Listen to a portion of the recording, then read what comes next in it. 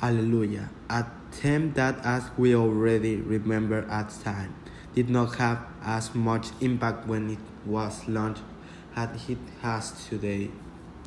Because it may be coined, but the main architect that Hallelujah is today remembered by a large part of the society is Jeff Buckley, a key artist for some of the most unknown to others.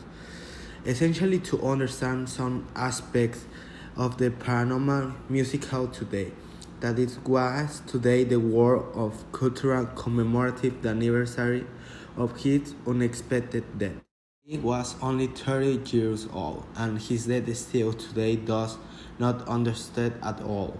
To understand the magnitude of this event, with its connected, we have to overcome a few years before, when Buckley was a young Californian young woman for the whole world.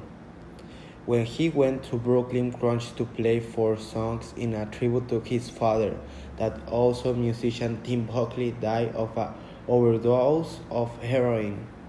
Long time ago, when I was a little kid, my mom sat on a bed and she put this record on, and it's like the first song I ever heard that had my father's voice. I must have been 6, and I was bored. I was bored, I'm sorry. But you know, what do you expect from a cat was like into Sesame Street at the time.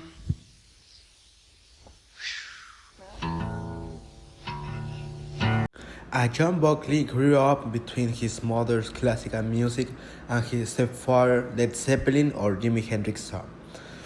Jeff grew up surrounded by music day and night. It's no surprise that a few years later he became an artist to highlight in alternative rock.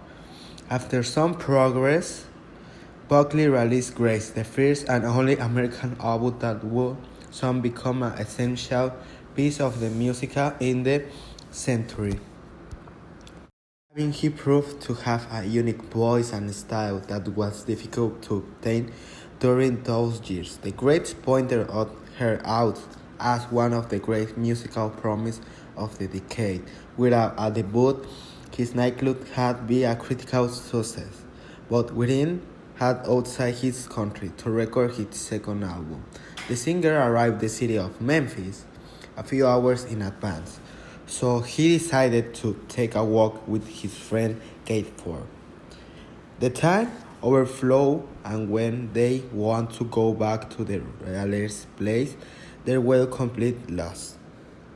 Totally incommunicate, Buckley combines to 40 to come to the shore of the Wall River and sing songs a long time ago. According to Forey, Buckley got into the river and began to swim as the someone moved 2 boats was passing through the river, and when his companion wanted to realize, the singer has disappeared. Jeff Buckley has managed to become one of the undisputed legends of the music for some time, but deep down has a boy who enjoys doing covers of The Smiths, Edith Piaf, and Leonard Cohen.